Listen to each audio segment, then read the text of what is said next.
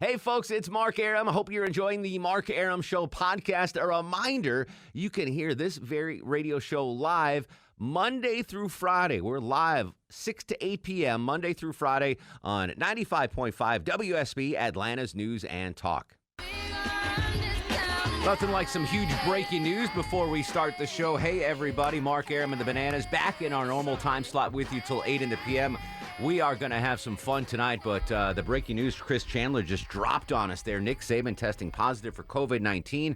What does that mean for the Big Dogs game this Saturday here on 95.5 WSB? We'll monitor that story and get you an update. First off, though, I need two contestants to play Millennial Match Game. Call right now, 404-872-0750 or 1-800-WSB-TALK. Two contestants to play my favorite game of all time. Let's play Millennial Match Game. I teased it yesterday that we're going to get Mike Shields to play Millennial Match Game for us tonight, and sure enough, Dr. Mike Shields joins us live about 77 feet away from me in the WSB Traffic Center. How are you, Mike? Doing good, buddy. Yeah, just sitting here watching rough Atlanta traffic this afternoon. Yeah, we got a red alert in Newton County. Doug's going to be around in just a minute.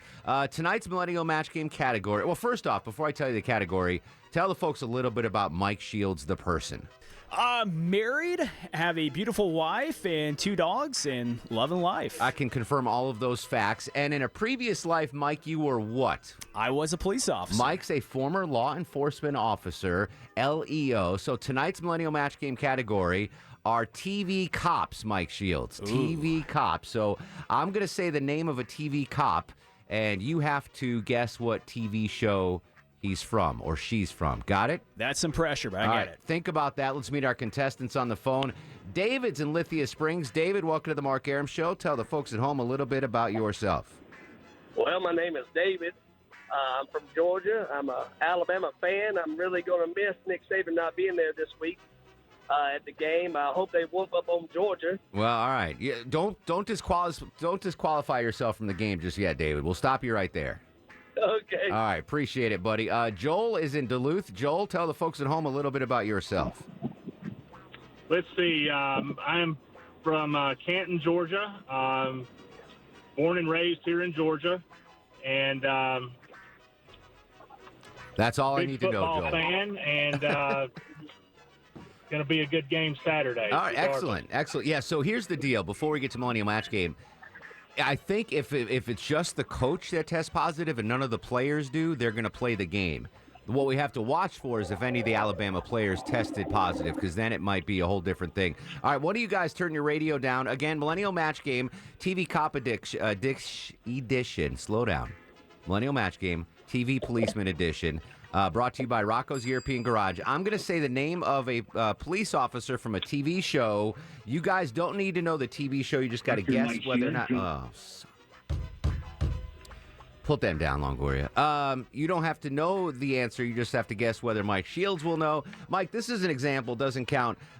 Chief Wiggum. What TV show is Chief Wiggum from? Ooh. No cheating. I can see you. Ooh. Heat of the Night. I heard Chuck say, what? It's terrible answer. The Simpsons. The Simpsons. Chief sounded Wiggum. old. All right, so I think we can go when in doubt. The millennial doesn't know. All right, let's get those radios turned down. David, here you go. Millennial Match Game, TV Police Officer Edition. Will Millennial Mike Shields know a TV show starred a police officer named Barney Fife? Barney Fife.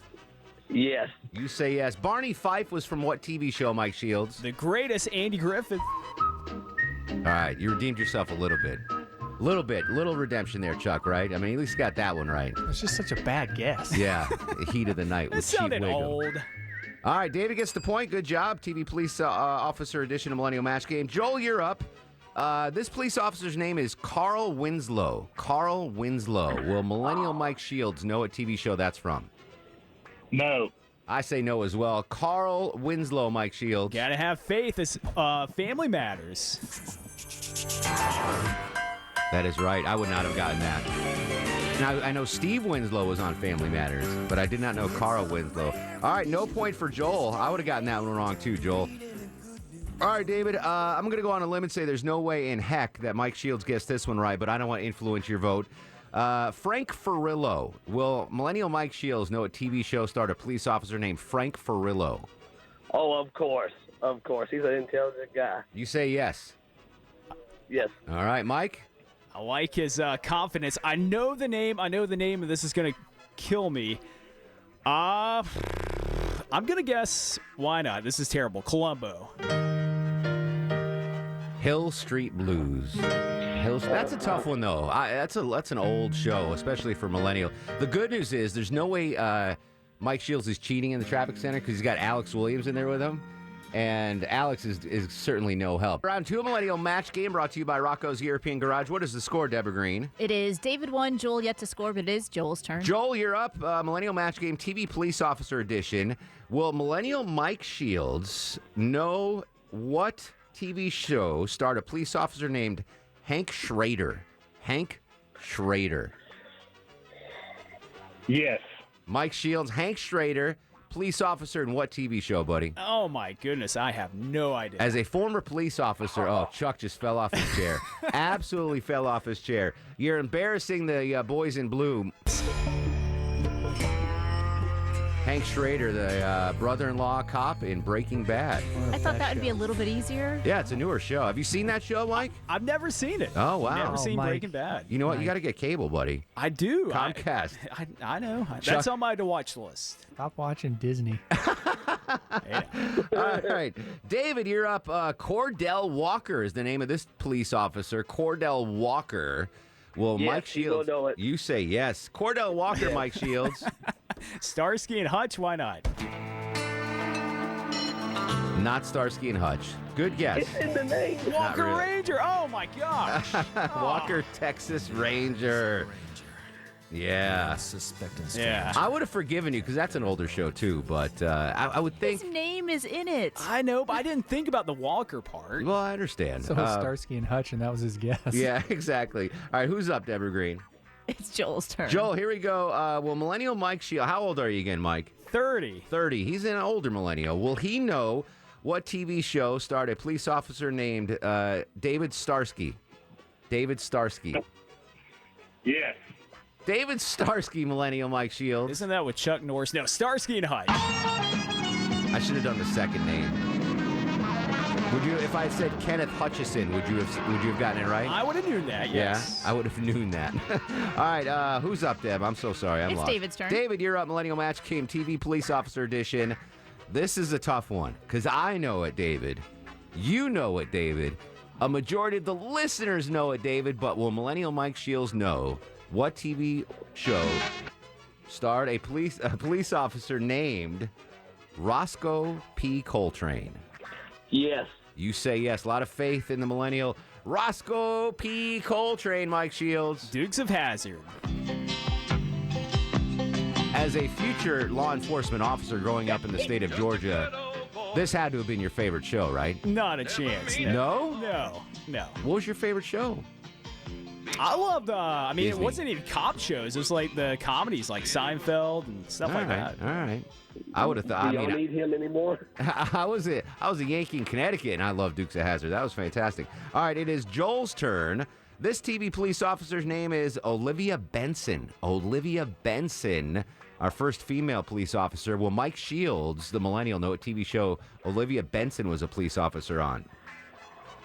I'm going to say no. Yeah, I'm with you on that one, too. Olivia Benson, Mike Shields. Yeah, I'm just going to say Law and Order. Why not? Oh! What a guess. Whoa. He pulled it out of his tushy. Oh, my right. God. That was a hell of a guess. Law and Order SVU, but we'll take any Law and Order. Absolutely. I can't believe you got that one. Sorry, Joel. I would have thought you would have gotten that point there. All right, David, Millennial Match Game, TV Police Officer Edition. Well, Millennial Mike, he's 30 years young, so he's a youngin'. He's a little guy, not physically, but in age. Will he know a TV show starred a police officer named Frank Columbo? Frank Columbo. Oh, yes. Oh, yes, very confident there. Frank Columbo, Mike Shields. My man, Columbo.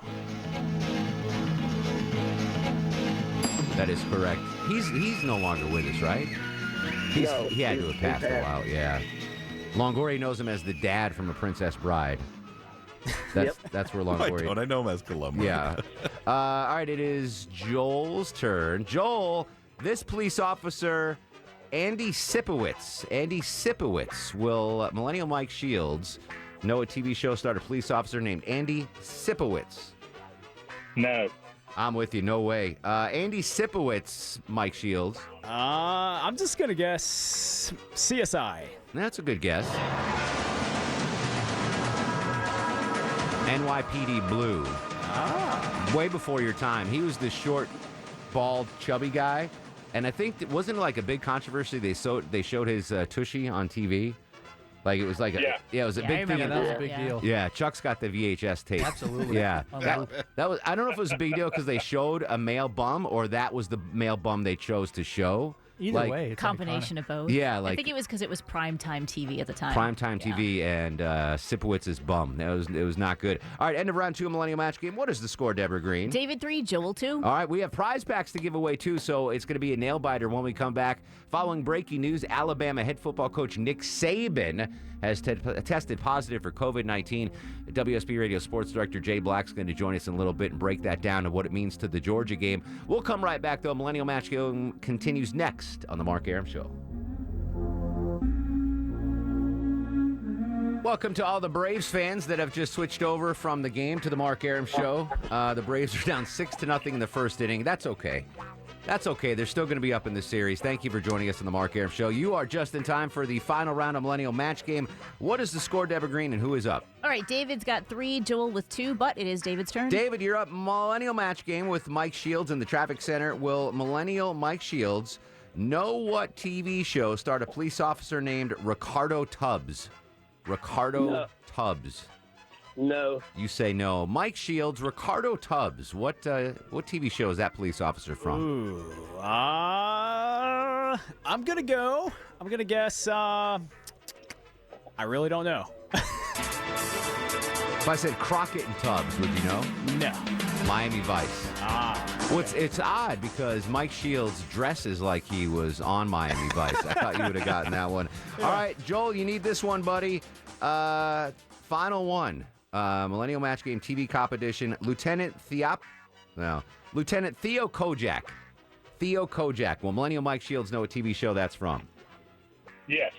Mike Shields, real quick. Theo Kojak. Wasn't that from Kojak? Good job, Mike Shields. Good job. Final score, Deborah? David 4, Joel 3. Well, we can give them both prize packs, right? Yeah, we can. We All can do right, that. hang on the line, guys. Don't hang up. Tell them what they won, Deborah Green. You each got a 1-car pass to whenever my notes load at Amerisbank Amphitheater. I believe it's the music of Led Zeppelin at Amerisbank Amphitheater on October 18th. I think it's the Atlanta Symphony, too, playing it, isn't it? Yeah, it's good stuff right there. So congrats, guys. We've got some breaking COVID news. We'll come back. WSB Radio Sports Director Jay Black will join us. It's a safe place for Braves fans here. No need to check out the game. Stick with the Mark Arum Show. Back after this. Hey, this is Rosie Perez, and you're listening to the Mark Arum Show. 639, 74 degrees on Peachtree Street. 7 on the Mark Arum Show back sweat meter. Mark Arum and the Bananas with you till late in the PM. Happy to be back in our normal time slot. I don't know, it just feels more comfortable here. Yeah. Agree, disagree? I don't know. No, I agree. It's a little darker. Yeah. It's a little calmer. Although, really, we have really bad breaking news before we get back to the show. Oh, this is ugly. Where is The first inning of the National League Championship Series, Game 3, just ended. Just ended. It's 6:39 and 30 seconds. The game started at 6. The first inning just ended because the Braves just let up 11 runs to the Dodgers in the first inning. Unbelievable. Again, I warmly welcome all the Braves fans that turned off the radio broadcast. We're here.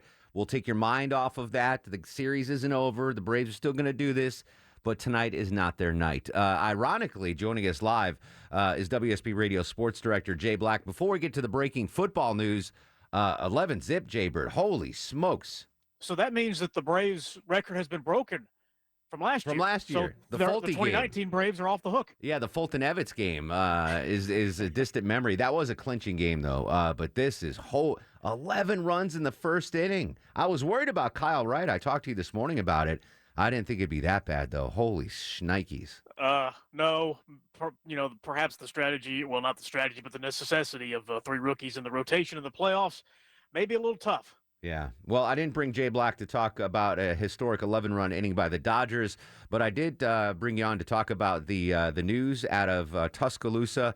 Nick Saban, the head football coach at Alabama, has tested positive for COVID-19. What do we know right now, Jay?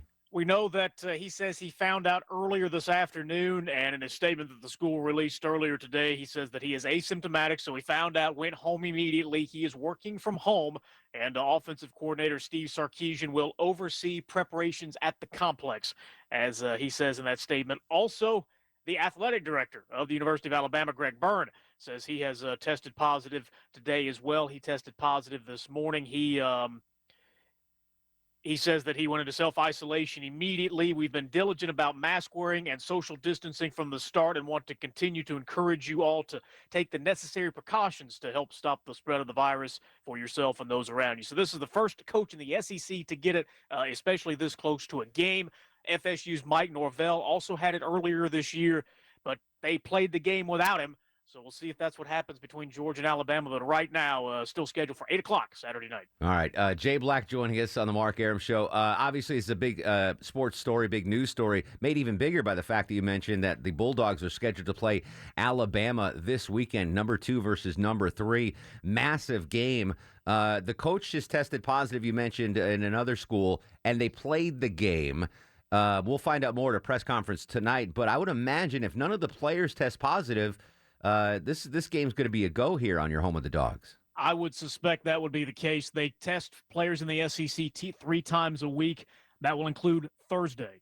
So, and some of them are tested on Wednesday. So it is presumable that all of the Alabama players can get through a round of testing. And if they all test negative, or the vast majority of them, then game on. But as we've seen with Florida today, they're not going to play LSU. Vandy and Missouri, that game got canceled because Vandy doesn't have enough players to run out there.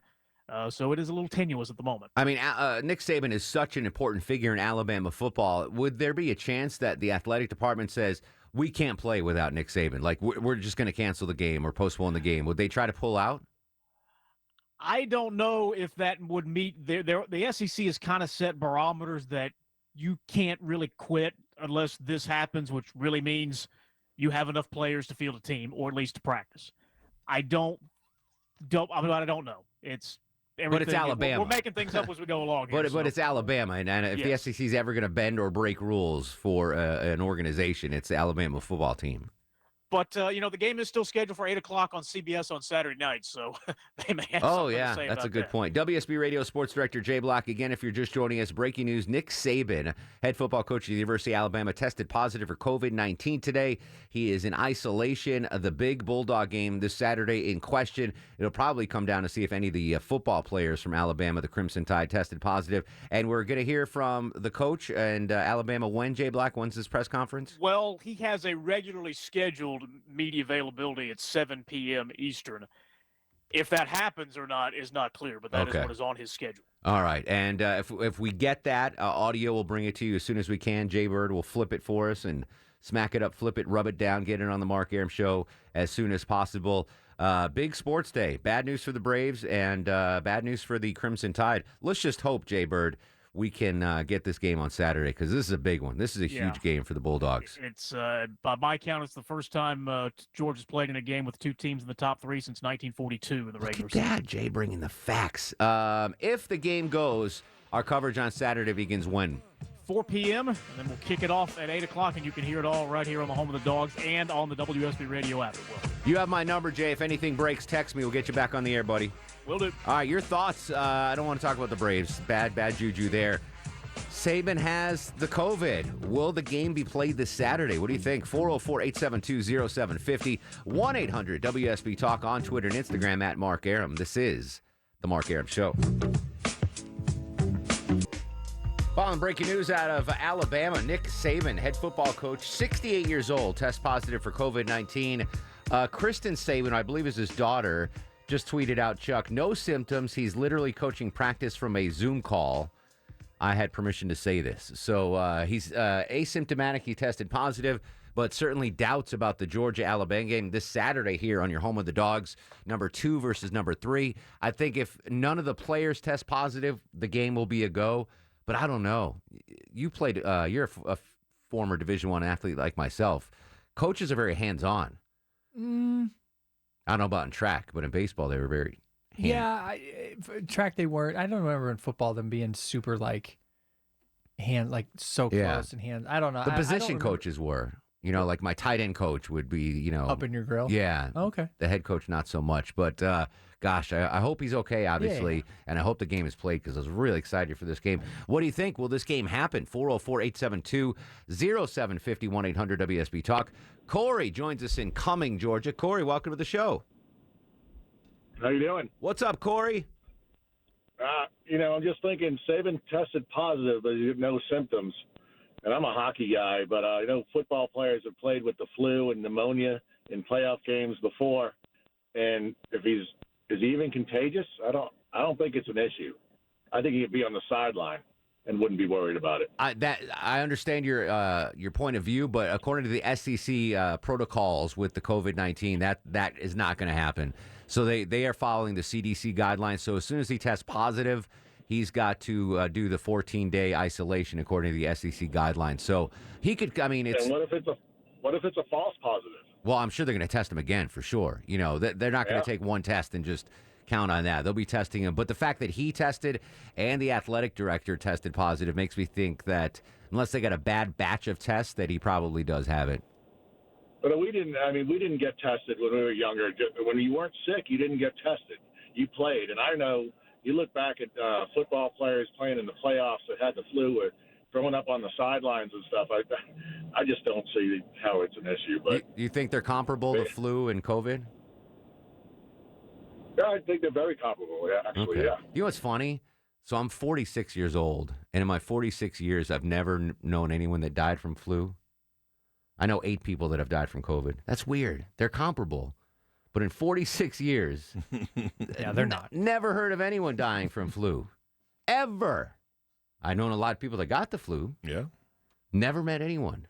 And that's 46 years. And in the last 8 months, 8 people I know have died from I COVID. don't think compare it to pneumonia. Because I know people who have died of pneumonia. Yeah, that's a better thing. Why do they always go with the flu? Yeah. It's not even close. It's the same type of disease with the same characteristics. That's why. There you go. Yeah. Should find a better comparison. Dr. Deborah Esposito. Listen, it's highly transferable. It's more deadly than the flu. You've got to take precautions, right? I mean, thankfully the president's okay now, but they threw everything but the kitchen sink at the dude to save him, right? I mean, they were like, experimental things, sure. Steroids, yes. Here's a Dr. Pepper. Medicine we got from aliens. Sure, let's, whatever we can. It's just take it seriously. Take it seriously. And the SEC is going to take it seriously, I'm sure. Yeah. JJ is in Sewanee. JJ, welcome to the show. Hello, Mark. I'm a big Dog fan here, and I just want to say I hope they do play this weekend. And if Saban can't play and Georgia finally beats Bama, he can still say he wasn't beat by one of his assistants because he wasn't there. He wasn't there. No, but that's the thing about, I mean, I don't know what you do for a living, JJ, but here at work, 90% of the staff is digital now, maybe more than 90%. So I know it's not optimum for Nick Saban to be coaching from his living room, but you can do it. You can Zoom coach. You can use that Microsoft Teams thing. Imagine him barking in your ear during the game, and you're trying to You just mute him. Yeah, well, no, that's the problem. He's 68. He'll not know how to get the mute off. The thing. They're like, Coach, we can't hear you. You're muted. Coach Saban, you're muted. What do we call? What play do we? No, hit the mute button. Coach. Anyway, we'll continue to talk about that. A big breaking story. Nick Saban has COVID-19. Don't worry about the Braves. They'll be playing Game 4 tomorrow. Game 3 is it's over. It's not going to be a thing. We'll talk about some other stuff when we come back, though. 404-872-0750. This is The Mark Arum Show. The Mark Arum Show is performed before a live studio audience. No, I want this town to be near you. I stand alone. I stand alone.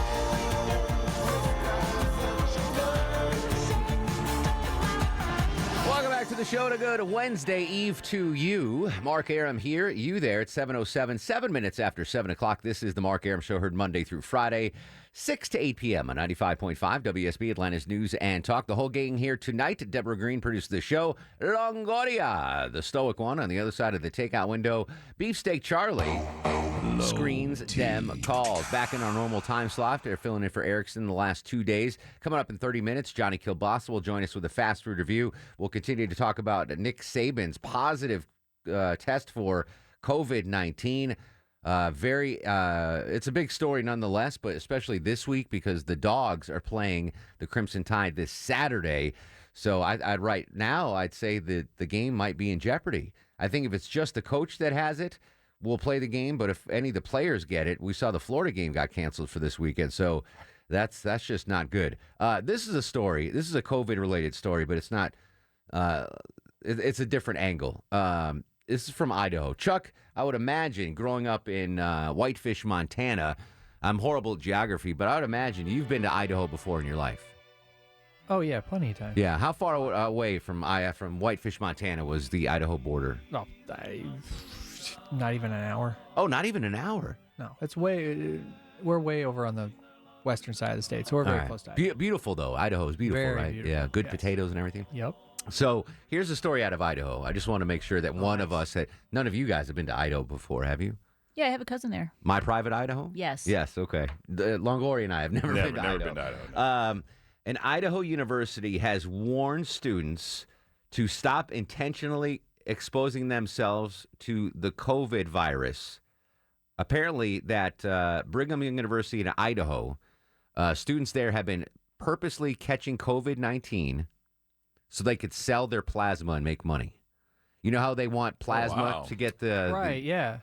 That's being food insecure right there. Apparently, depending on where you donate or get paid for, it could be up to $100 a donation. A dose? And they let you, I think it's donate maybe twice a week. Wow.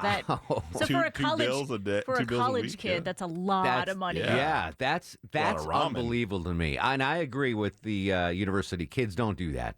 I know that's a lot of cash for a college, for a food insecure college kid. Yes. $200.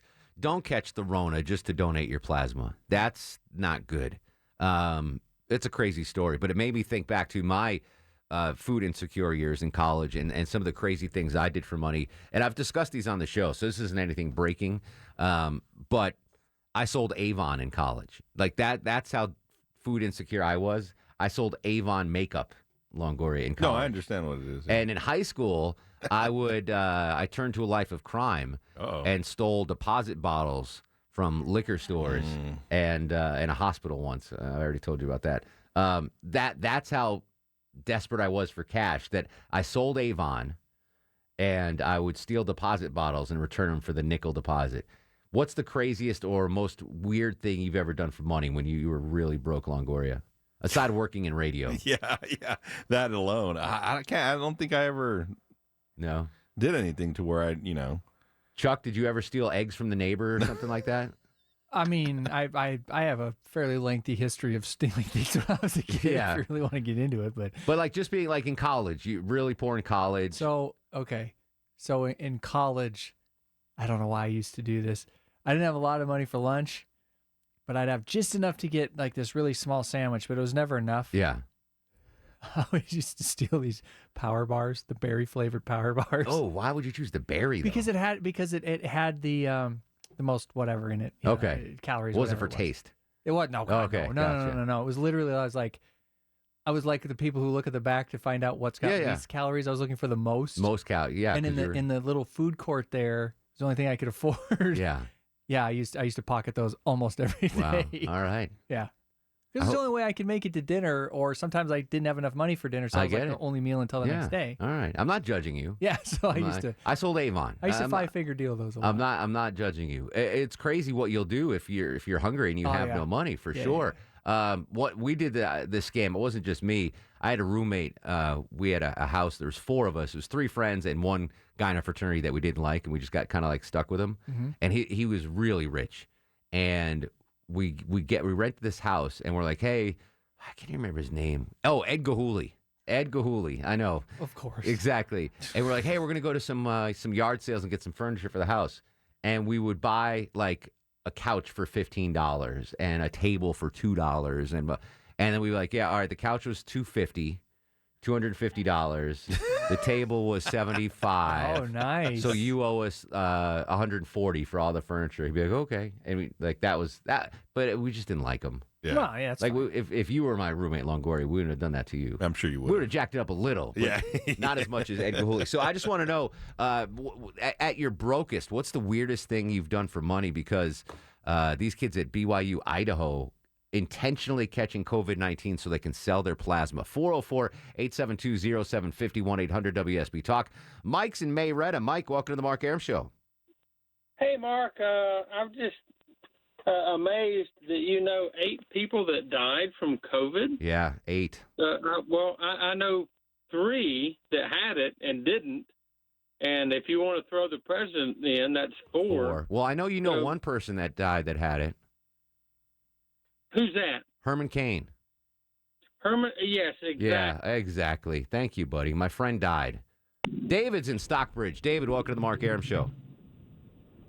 It's Dave, but hey, Dave. Same subject. You're not going to know a lot about COVID, other illnesses happening because you don't hear about people dying of flu or other things. All you hear about is complications of COVID.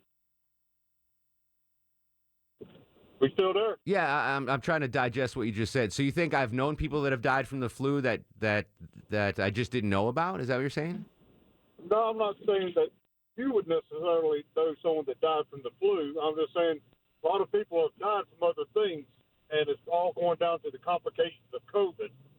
So I'm not saying COVID's not deadly. It is deadly, but you don't trust the numbers, though. The numbers might be juiced. I think the numbers are overrated because they're not really saying everything. If you have a weak immune system, if you have a weak respiratory system, it's complications of COVID. Yeah, the COVID kills you. You might have a weak immune system, but you get the COVID, and the COVID kills you.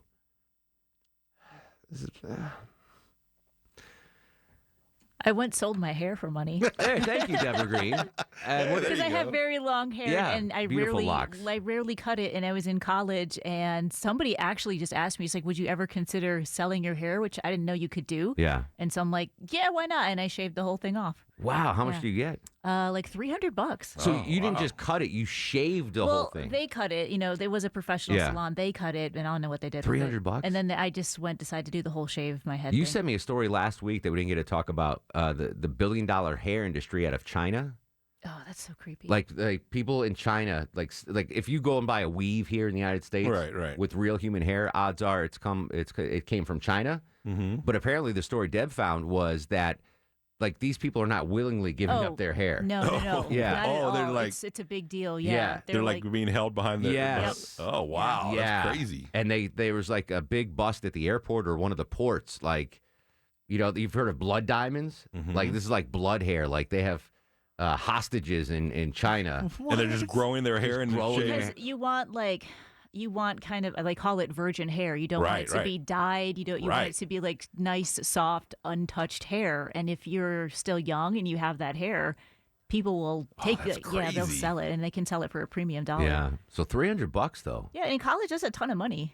Right now, that's a ton of money. Yeah, I would sell $300. Whatever hair I had left, I would sell it for $300 right now. Wolf is in Noonan. Wolf, welcome to the Mark Arum Show.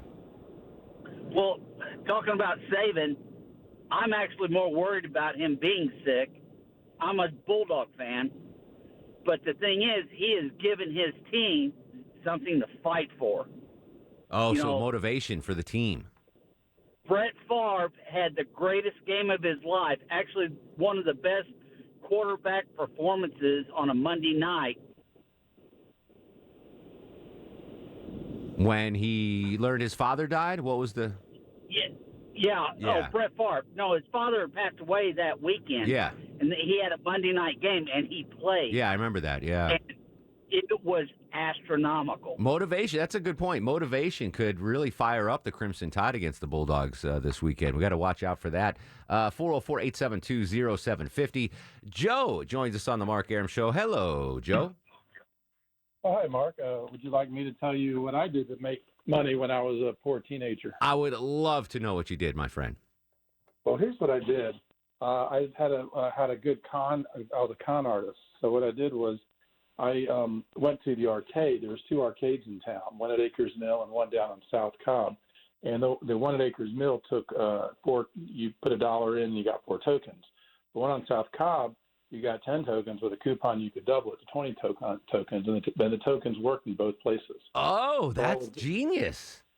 Yeah, so I did a little resale action, and then I went even further with it, made good money on that because I would sell my tokens for $5 for $1, and beat the house at at the Acres Mill. How long were you able to continue with that scam? Oh, I did that because I also worked at the movie theater too. So I was, I could on my breaks and stuff, I could go over there and work it. So I worked it for a while. But the scam only works if they're both using the same types of tokens, and they were. And they were. Wow, yeah, they were. That's great. So it was great arbitrage. And I went a step further. I found out that Jamaican dollar coins work perfectly as quarters in our vending machines and stuff. So then if you get Jamaican dollar coins, you can use them as quarters, and they're only worth like 10 cents. Is that still the case? Longoria is looking through his change purse right now. A Canadian coin? Jamaican. Jamaican. Yeah, Jamaican coin. I had speaking of coins, I've mentioned this before. My buddy Dose, John Gambaro, definitely dad was mobbed up. He had a scam my freshman year of college, pre-cell phones. We had a payphone on in the hall in the dorm I lived in, and he had this little device where you'd call, like Longoria, you'd be calling home to Corpus, to your mom or whatever. And then, the payphones, for those who don't know what payphones are, the operator, the recorder would be like, please deposit $1.50 to complete this call. And he had this thing that made noise, and you hold it up, and you'd click it, and it made the sound of like a quarter dropping in or something, and they'd connect the calls. So it was free long-distance calls. And he used to charge people, like, hey, $5, and I'll Right. And he did it, like, for a whole year. Like, nice. Like Mama Bell, whatever it was back then. Not Bell South, but they didn't even catch on. All right, kids in Idaho getting COVID on purpose so they can sell their plasma. What's the craziest thing you've ever done when you were really, really poor and food insecure? 404-872-0750, 1-800-WSB Talk, on at Twitter and Instagram at Mark Arum. This is The Mark Arum Show. Mark Arum on 95.5 WSB, Atlanta's News and Talk. Stay here, folks. Don't turn on the Braves game. It's 13-0 in the top of the third inning. The Braves are losing. Safe space here. We got a safe space for you. Stan joins us on the Mark Arum Show. What's going on, Stan? Oh, living the dream, Mark, living the dream. When I was in college, my roommate and I would take a pickup truck, drive from Baton Rouge to Texas, and at that time we could pick up Coors beer for $5 a case, and you couldn't buy it in Louisiana. So we'd pick it up for $5 a case, drive back to Baton Rouge, and sell it for $25 a case. That's pretty great. What year was this? This was, 78 and 79. I had a buddy in Connecticut that owned like a bodega. You know what a bodega is, like a little corner store. Uh-huh. And he used to sell me the expired cigarette packs. Like, I didn't even know this, but cigarettes, I guess, can go bad. Yeah. Ones that didn't sell. He'd sell them to me for $1 a pack, and then I'd take them to college and sell them for $5 a pack. Nice. That was a nice scam. That's but you a can good only get little them rip. once. You could only sell them once. Yeah. Because they were stale. And people People figure out. Yeah, you they're like, gave them oh, what the hell is this? Oh, this is what I can't wait to hear. Russ in Gainesville. Russ, come here a minute. Russ, craziest thing you've ever done for money when you were broke, buddy? Hey, I remember that Coors thing, though, because when I was in high school here, they didn't have Coors beer here, and people would pay crazy money. Yeah, you couldn't get it east of the Mississippi for a long time. What I used to do when I was in college, I had an Audi, but I didn't have any money, and I would siphon gas out of things. Like with your, stick a tube in the tank and then suck on it? Yeah, I'd have a piece of garden hose, and I'd go find, I think these big trucks, I think they were garbage trucks, and at night I'd stick the, in the gas receptacle, just suck on it and stick it in my car. Didn't even have to use a can because I was lower than the truck was. Wow. Just watch the gas tank. Kids at home, don't try that. Don't try that at home. That's a professional move. Russ, I got to run. We'll talk to you tomorrow, brother. When we come back, more of your calls. college kids in Idaho purposely contracting coronavirus so they can sell their plasma to make money. What's the craziest thing you've done for cash when you were hard up? Plus, WSB Radio Sports Director Jay Black's going to join us again. We've heard from Coach Nick Saban out of Alabama. We'll hear what he had to say about his COVID-19 positive test and the implications for the big Bulldog-Alabama game this Saturday here, hopefully on your home of the Dogs, 95.5 WSB, Atlanta's News and Talk. 404-872-0750 on Twitter and Instagram at Mark Arum. Back after this.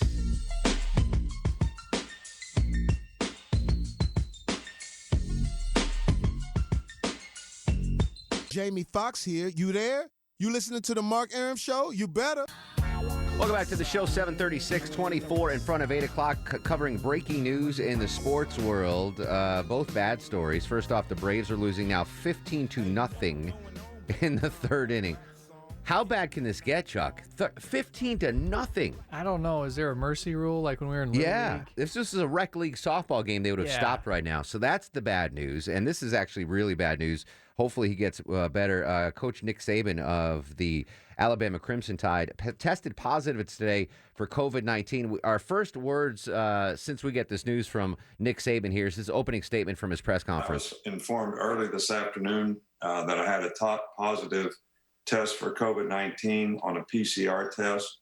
At this point, I'm completely asymptomatic, feel fine. Our medical officials have told me as long as I remain asymptomatic, I will have a daily PCR testing per SEC protocol to confirm the initial positive. I found this out about 1 o'clock today. I came home. I informed our team by Zoom. I watched practice today. I talked to the team after practice today, all by Zoom. I actually could speak with a manager if there was anything that I thought was not going correctly. So we're still doing everything possible to get ready for the Georgia game, preparing our team. I'll have normal meetings tomorrow. Everything will be on Zoom.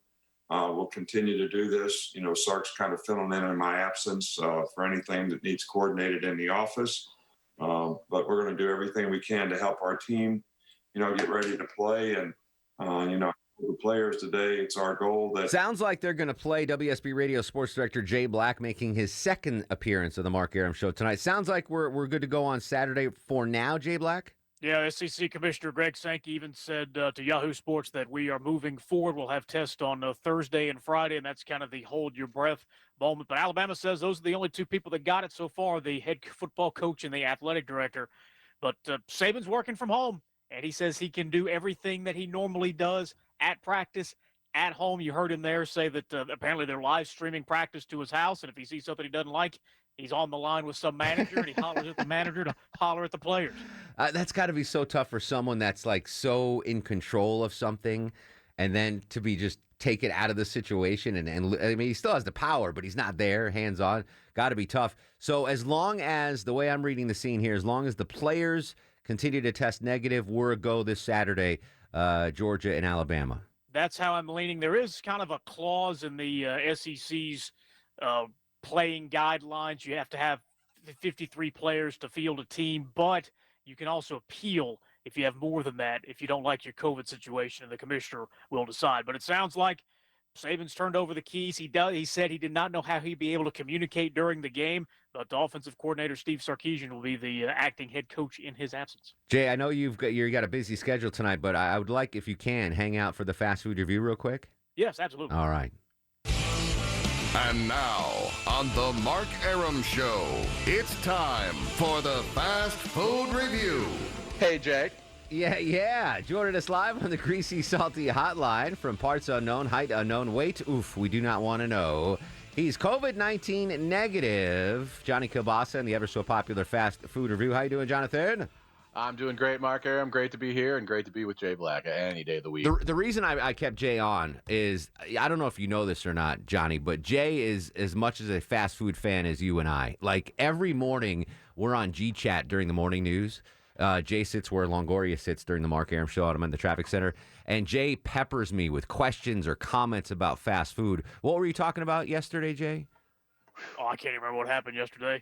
So I don't remember what we were talking. Oh, no, it was the Taco Bell Mexican pizza. Yes, the Taco Bell Mexican pizza with the, being taken off the menu, and folks were adamant about bringing it back. So I just wanted him to be here, and Jay's a professional reporter, Johnny. So if he has any questions about tonight's review, I'd like him to ask you firsthand. So that being said, what's on the menu tonight, Big Buck? Definitely, Jay. Keep those pencils sharpened and keep writing those letters to get that thing back on the menu. We'll have it back on the menu in no time. But Mark, it's fall. Fall means Halloween, and right now Halloween means donuts.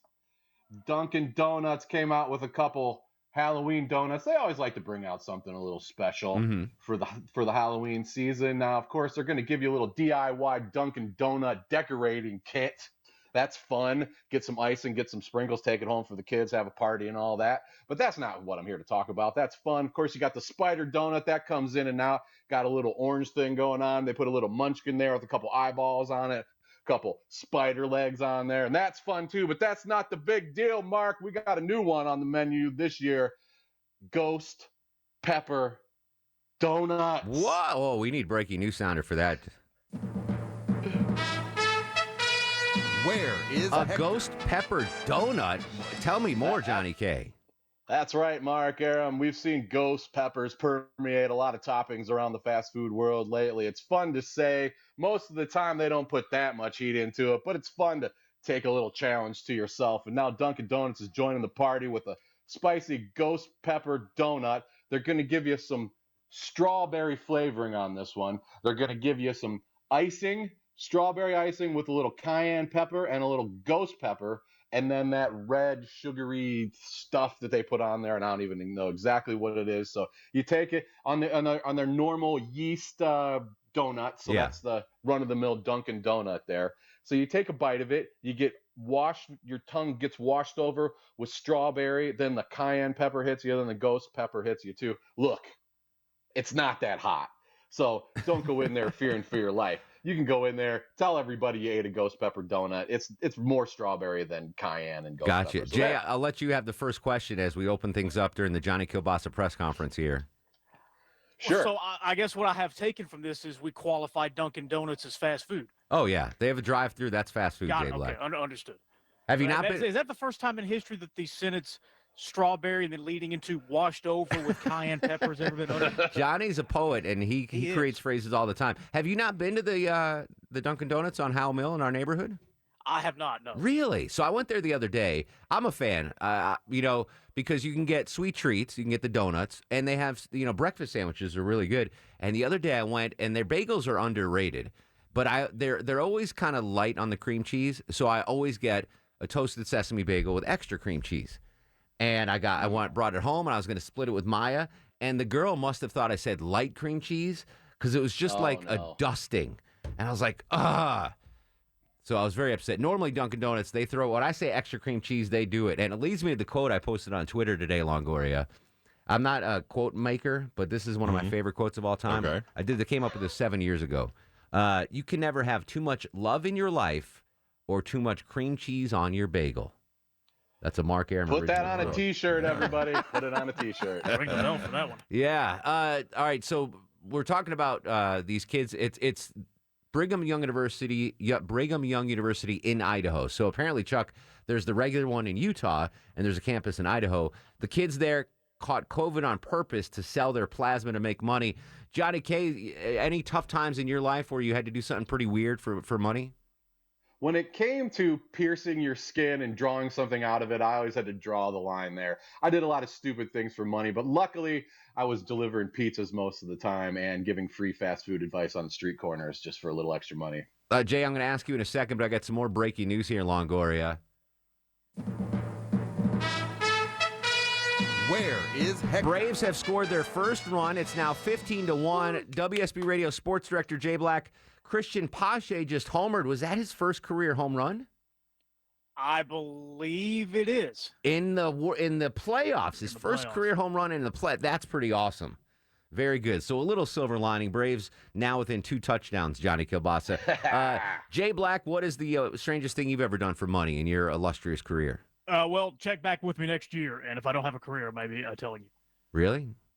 You never know. We put Jay Black on the spot here, Mark. He's not doing too well. We brought him into the press conference. He's not asking questions. He's not answering questions. Sorry, Jay. He's a politician. I've been focusing on other things. My mind was not in the fast food game. All right. Any final questions for Johnny before we let you go, Jay? Fast food related or otherwise? Anything we can look forward to next week? Oh, tease us. I'm not at liberty to discuss that right now. I'm not taking a position on it either way. Got it. I love it. Jay Black and Johnny Kielbasa crossing the I apologize, streams. Atlanta. I was not more prepared. I'll be ready next week. All right, Jay, we'll talk to you tomorrow, the very latest on the breaking sports news on Atlanta's Morning News with Scott Slade. Johnny K., we appreciate you as always. And if the cholesterol's high, baby, so am I. Johnny Kielbasa on Twitter, Johnny Kielbasa Rocks on Instagram, and the Sausage Hut Podcast on any pod app or JohnnyKielbasa.com. all things Kielbasa on JohnnyKielbasa.com. Appreciate you, bruh. Anytime, bro. All right, I can now confirm that was the first big league home run for Christian Pache, and he hits it in the playoffs. That's a got to be a great feeling. All right, back to the phones. Robin's been hanging on way too long. Robin, what's the craziest thing you've done for money? When I went to Auburn, like 35 years ago, I used to let people take my car down to Florida. You'd like rent your car out? Yeah, I'd let them go to the beaches and everything. And I didn't realize, in those days, if they got in an accident or anything, I could be in trouble. Well, I mean, your car would be in trouble. I think as long as you gave him permission to drive their car, I think he'd be. I don't know how the insurance laws work. What did you charge for that, by the way?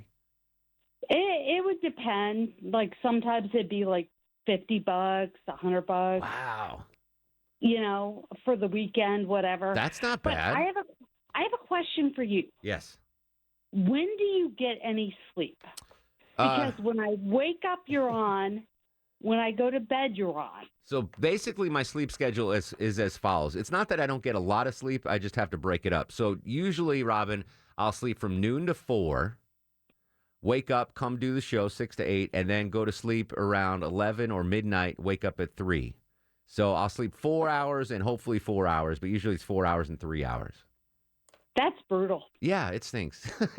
it really does stink. Thank you for noticing that. One more thing I remember when I did in college, I had a Chevy Blazer 4-wheel drive, and in New York we'd get snowstorms all the time, and the cabs wouldn't run, and I would drive people from the campus to the bars for $1 a head. Nice. So I would get like 6 people in my Blazer, drive them to the bar, drop them off $6, pick people up from the bar, take them back to the campus, $6.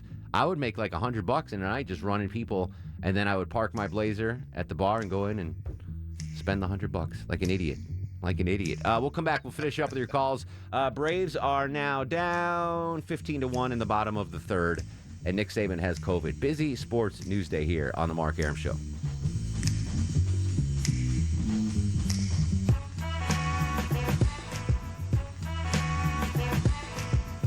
Mark Arum on 95.5 WSB, Atlanta's News and Talk. I love this beat. Turn it up, Longo. You really can't, huh? The Rock Wilder closing out the Mark Arum Show. Short show tomorrow because of Bulldog football. Will the Dogs play Alabama on Saturday? We are hopeful, but Nick Saban has tested positive for the COVID. Harris joins us in Sandy Springs. Harris, what's going on? Not much. I was calling because I wanted to say I don't get why the BYU students are doing it.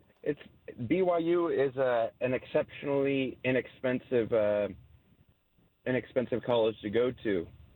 I think most college kids are broke. Even Ivy League kids are broke as a joke, right? Isn't that? I mean, unless you come from a very privileged family like Longoria, people like Chuck Longoria, Chuck, Deborah, and myself. Yeah, she had to sell hair, Longoria. Yeah, I know. She had to sell hair. I had to sell Avon. Chuck had to sell venison jerky out of the back of his dad's He did sell a lot pickup. of wild meat. Yeah, exactly. Charlie's up next on the Mark Arum Show. What's going on, Charlie? Hey, Mark, I know you're real short on time, so I'll just tell you this on the Reader's Digest version. But in the 1970s, in my fraternity at Georgia, I'd rented a Coke machine from the local Coca-Cola bottler for $8 a month. Then I'd drive to arcade and fill my car up with beer, case of beer for $5. I rigged the Coke machine where it's $50 a can, so I was grossing 12, netting Hold on. $7 a case. $50 a can? No, 50 cents a can. Okay, all right. I was like, who's buying $50? That's genius. How long did you get that going for? 2.5 years, and I graduated, and I sold my franchise. But there were weeks I was making $300 to $400 a week, and my dorm room or my fraternity house room looked like a beer warehouse. And I had guys pounding on my door at night. Give me, Bradford, let me get a check. I'll give you some check. I only took cash. Smart. You're smart. But I made a dang fortune. How long ago was this, Charlie? It was in the mid-'70s. You should still be doing this. I don't know why you gave that up. I would You could have been retired by now. That is brilliant. Here's the scary thing. I won't tell you the name of the fraternity, but I was the president of the fraternity, and once a quarter, the fire marshal would come by and check the house out.